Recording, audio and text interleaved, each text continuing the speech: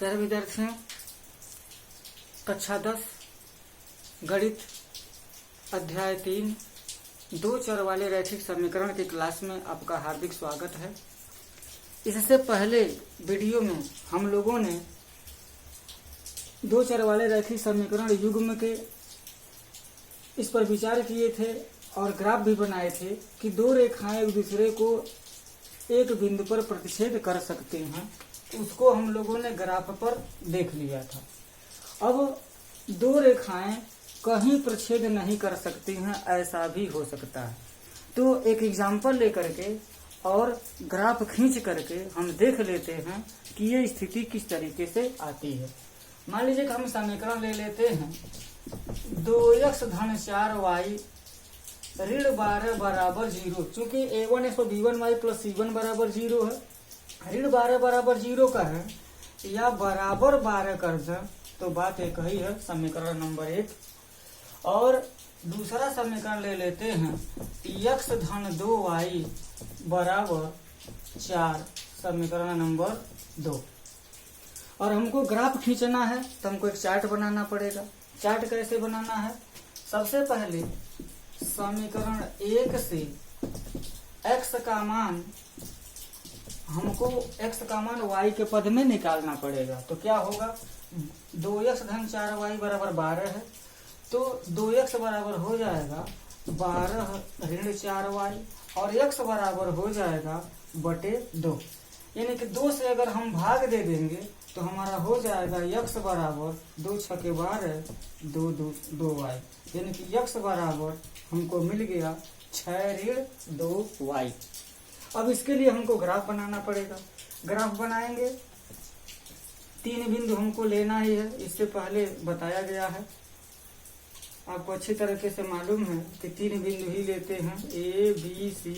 यहाँ x लिखेंगे, यहाँ y लिख देंगे।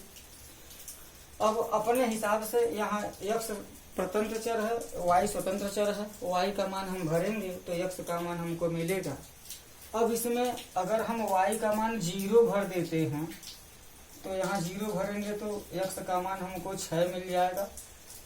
y का मान अगर हम 3 भर देते हैं, 3 दूना 6 और 6 में से 6 घटेगा तो 0 मिल जाएगा। अगर y का मान हम ऋण 1 भर देते हैं, मान तो ले सकते हैं, हम ऋणात्मक ले सकते हैं, धनात्मक भी ले सकते हैं, 0 भी ले सकते हैं। ऋण 1 ले लिया, ऋण 1 भरेंगे तो ऋण 1 ऋण 2 हो जाएगा वो धन 2 और 6 धन 2 बराबर हो जाएगा 8। इस तरीके से समीकरण 1 के लिए, समीकरण 1 का ग्राफ खींचने के लिए हमको 3 बिंदु मिल गए हैं। तो पहले समीकरण 2 से भी हम बना लेते हैं। समीकरण 2 से x बराबर 4 ऋण 2y हो जाएगा, पक्षांतर कर देंगे, 4 ऋण 2y हो जाएगा। और इसके लिए हम जब चार्ट बनाएंगे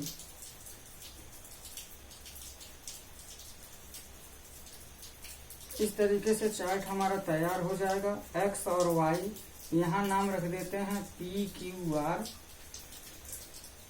तो y का भिन्न भिन्न मान हमको भरना ही है। यहाँ पर y का मान अगर हम 2 भर देते हैं तो 2 दूना 4 हो जाएगा, 4 में से 4 घटेगा 0 हो जाएगा। y का मान अगर हम यहाँ 4 भर देते हैं तो 4 दूना 8 हो जाएगा, 4 में से 8 घटेगा तो ऋण 4 हो जाएगा। y का मान यहाँ पर अगर हम ऋण 1 ले लेते हैं तो ये धन 2 हो जाएगा, 4 धन 2 बराबर 6 हो जाएगा। यानी कि यहाँ पर भी बिंदु हमको 3 बिंदु मिल गए। अब देखते हैं इसका निरूपण कैसे होता है। तो यहाँ जो पहला बिंदु है 6 0, 1 2 3 4 5 6, यहाँ पर हो जाएगा 6 0। बिंदु ए का नाम रख देंगे और 6 0 लिख देंगे यहाँ। फिर 0 3, भुज 0 है, कोटि 3 है, तो 1 2 3 धनात्मक है तो ऊपर जाएंगे। यहाँ पर b है, 0 है, 3 है, 0 3 हो गया। बिंदु सी है, 8 1 है, तो 8 हम क्या करेंगे, 1 2 3 4 5 6 7 8 हो गया। और ऋण 1 है तो यहाँ ऋण 1 नीचे आएंगे तो ऋण 1 हो जाएगा। इसके यहाँ पर बिंदु मिल जाएगा हमको क्या, सी बिंदु मिलेगा, सी 8 ऋण 1।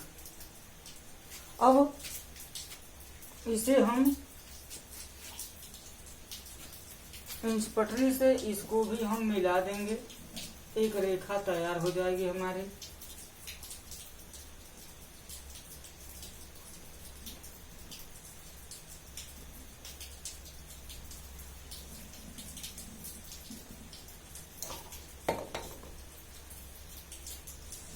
एक रेखा ये तैयार हो गई। इस रेखा का नाम समीकरण से लिख देंगे हम 2x धन 4y बराबर हो गया 12। एक और समीकरण, दूसरा समीकरण का निरूपण 0 2 लिखा है तो 0 यहाँ होगा, 2 कहाँ होगा, धन 2 है, ऊपर जाएगा 1 2, यही हो जाएगा 0 2 हमारा बिंदु P 0 2। अब बिंदु की ऋण 4 4 हो गया, ऋण 4 भुज ऋण 4 है, यानी कि ऋण 4 1 2 3 4, ये भुज ऋण 4 हो गया। अब कोटि क्या है, धन 4 है, धन 4 मतलब ऊपर जाएंगे तो 1 2 3 और इधर 4 हो जाएगा। तो इसके सामने आएंगे हम और इसको ऊपर जाएंगे तो हमको यहीं पर वो बिंदु मिल जाएगा, बिंदु Q 4 ऋण 4 4। अब बिंदु R 6 ऋण 1 है तो 6 कहाँ है, 1 2 3 4 5, 6 है और ऋण 1 यहाँ पर है तो इसके सामने हम आएंगे, यहाँ पर हो जाएंगे बिंदु R 6 ऋण 1 हो जाएगा, यानी कि यहाँ पर भी हमको बिंदु मिल गया। अब उसे भी इसी इंच पटरी से इसको हम मिला देंगे और मिला करके एक सरल रेखा यहाँ पर भी आ रही है। हालांकि यह ओरिजिनल ग्राफ नहीं है, इसको अंदाज से जो है x अक्ष y अक्ष खींचा गया है, लेकिन फिर भी देखने में यह समांतर लग रहा है। हमारा उद्देश्य था कहीं पर छेद नहीं करती हैं। यहाँ पर हमने जो समीकरण लिया है, ये दोनों समीकरण से जो रेखाएं निरूपित हो रहे हैं, स्पष्ट है कि ये कहीं काट नहीं रहे हैं। यहाँ पर भी हम लिख देंगे x + 2y बराबर 4। इस तरह से दो चरों में रैखिक समीकरण का एक ऐसा युग्म भी हो सकता है जिनका ग्राफ अगर खींचेंगे तो कहीं पर काटेंगे नहीं, परस्पर समांतर होंगे। तो अब ये हो गया। अब एक और बचा है, एक दूसरे को के ऊपर संपाती होती हैं, उसे भी हम देख लेते हैं एक एग्जाम्पल लेकर के। इसी ग्राफ पर देख लेंगे। पहले इसको मैं मिटा देता हूं, फिर दूसरा एग्जाम्पल लेंगे।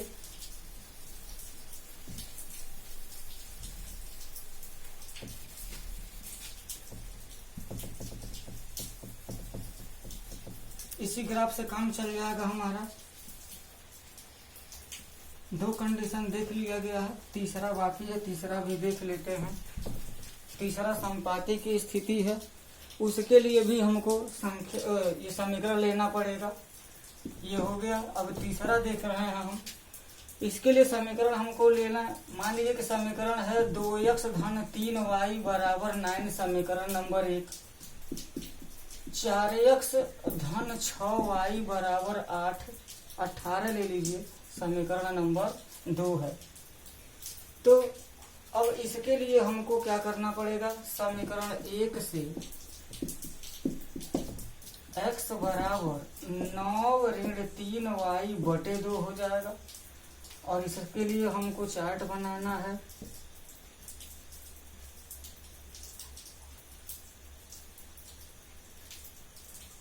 यहाँ x है, यहाँ y है, बिंदु A है, B है, C नाम रख दिया। समीकरण 2 से x बराबर हो जाएगा 18 ऋण 6y पूरे के बटे 4। 2 से अगर हम काटते हैं यहाँ तो 9 ऋण 3y पूरे के बटे हो जाएगा 2। 2 इसमें से कॉमन लेंगे, 2 दूना 4 हो जाएगा। इसके लिए भी चार्ट बना लेते हैं।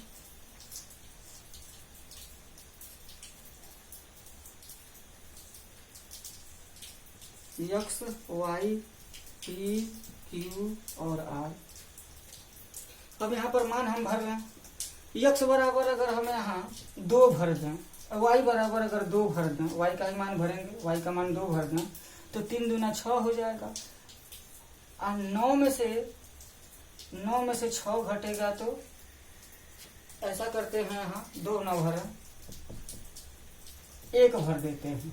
y बराबर 1 भर देंगे तो 3 एक कम 3 हो जाएगा। 9 में से 3 घटेगा तो 6, 6 में 2 का भाग देंगे तो 3 हो जाएगा। 3 एक हमको बिंदु मिल जाएगा। अब यहाँ पर अगर हम y बराबर 3 भर 3 तरीके 9 हो जाएगा। 9 में से 9 घटेगा 0, 0 में 2 का भाग देंगे तो 0।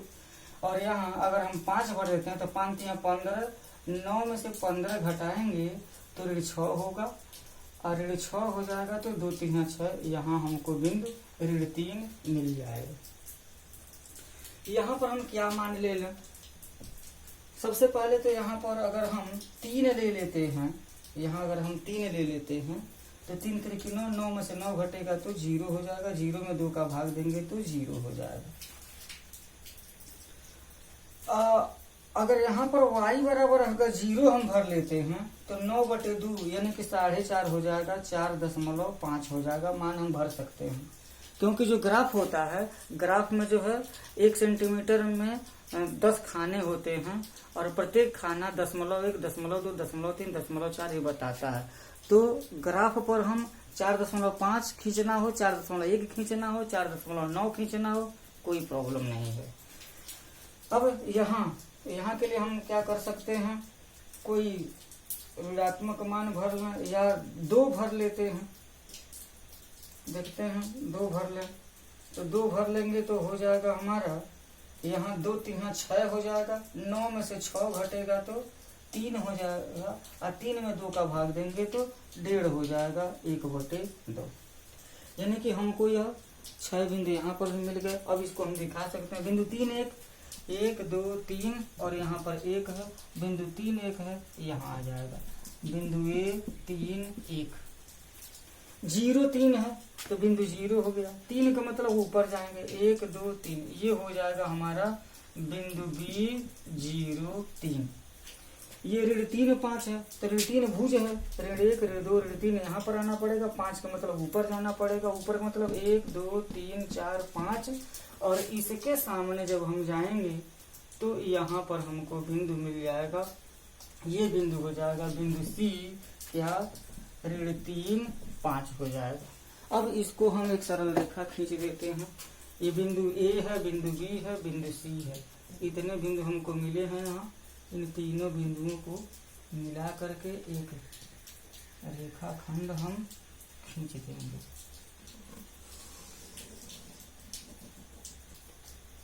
ये हमारी पहली रेखा आ गई। दूसरी को देखते हैं। बिंदु 0 3, 0 करेंगे तो क्या हो जाएगा? बिंदु 0 यही है। अब बिंदु 3 है, संयोग से 0 3 यहाँ पर लिया गया था, यहाँ पर भी आ गया है, तो कोई दिक्कत नहीं है। पहले से हम भविष्यवाणी करके, परीक्षा में जब सवाल आएगा तो पहले से भविष्यवाणी करके या याद करके तो हम नहीं लिखेंगे। जो भी वैल्यू आएगी हम उसको भरेंगे। तो 0 3 मिल गया है तो 0 3 यहीं पर आ जाएगा। यहाँ पर इसका नाम जो है बिंदु P03 हो सकता है, लिख सकते हैं। यह हो जाएगा 4.5। 1 2 3 4 और ये 5 है तो 4.5 यहाँ पर क्या है, यहाँ बीच में आ जाएगा। ये बिंदु Q 4.5 और 0 है, कोटि 0 है, यानी कि वो x अक्ष पर ही रह जाएगा। यहीं पर बिंदु Q है। अब 1.52 भुज 1.5 है। 1.5 कहाँ है? यह 1 है, यह 2 है, तो 1 और 2 के बीच में 1.5 हो जाएगा। कोटि इसका 2 है, यानी कि हम ऊपर जाएंगे 1 है और यह 2 है। अब इसके सामने जब हम जाएंगे अपने आप इसी जगह पर देखिए, बहुत 1.52 1 2 के बीच में 1.5 हो जाएगा। कोटि हमारी 2 है तो 1 और 2 है, तो इसके सामने यहाँ से ऊपर जाएंगे, यहाँ से जो है ऐसे जाएंगे तो यहाँ पर जो बिंदु मिल जाएगा वो बिंदु R होगा। 1.52 हो जाएगा। इस तरीके से अब भी क्या मिल गया हमको?